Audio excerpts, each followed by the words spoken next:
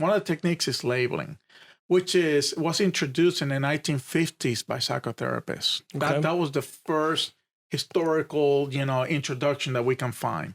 So do you think negotiations sort of have a foundation in psychotherapy? Or even psychology, maybe? That's an interesting question. I am actually not sure about that. I know that, we deal with emotions because there's no negotiation without emotions. Right. So when we talk about, psychotherapy and we talk about emotions, they kind of go hand in hand, don't they? And understanding the human, the mind, the psyche, the limbic, like the emotions, all that stuff, and comes into play. So yeah, keep going on the sides of the coin. Yeah. So labeling is, law enforcement called it labeling emotions. So by the purpose of labeling is to make the other person feel understood by you. Sometimes we express emotions. We don't even know that the emotions are out there, that we're expressing those emotions. Right. For example, an example of a labeling would be, you tell me, Isaac, I don't like what you're saying right now. And I said, well, it sounds like I made you angry. And you're like, no, that's not what I meant.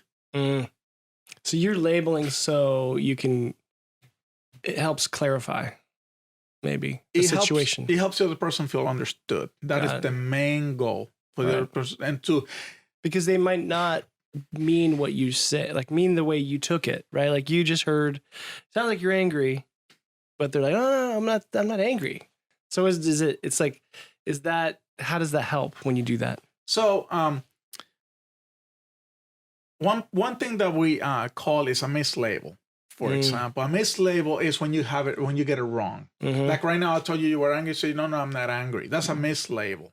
Okay. Sometimes we make the mistake, and it's okay because the other person acknowledges that you're trying to make an attempt to be, to understand them. Right.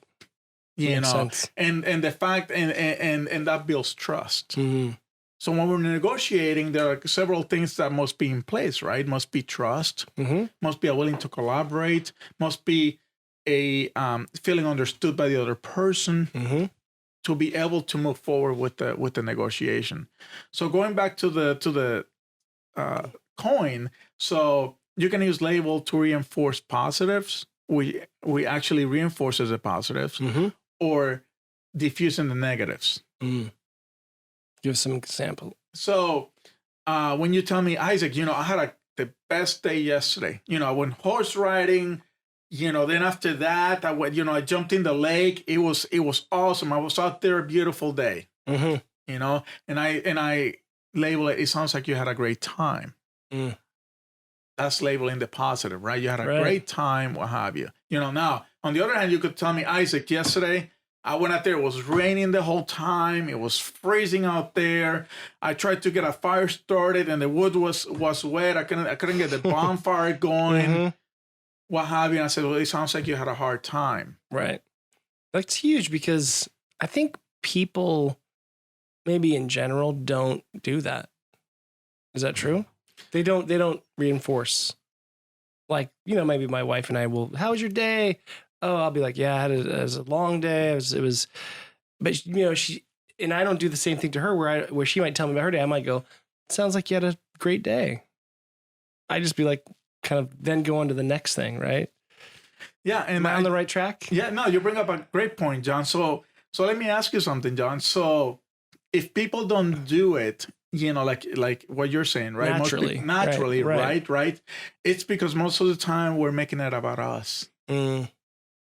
By that, I mean, we are always thinking about what are we going to say next, not about what the other person is saying to us. So important. Yeah. Especially when somebody says, I get it.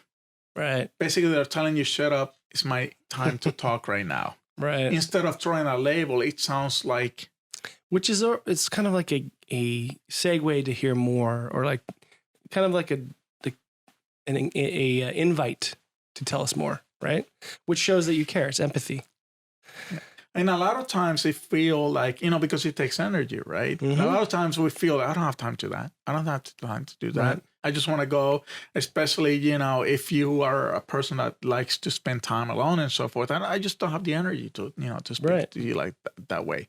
But what happens is that when you create that kind of dynamic where you are, kind of have this wall where you are refusing to use any of your techniques and collaboration, then you're kind of like a lone wolf out there.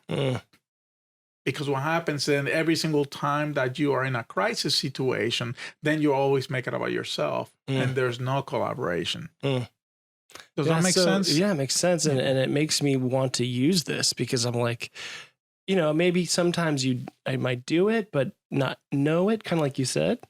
But if you can be aware and think about how that will impact each relationship that you have, could be powerful.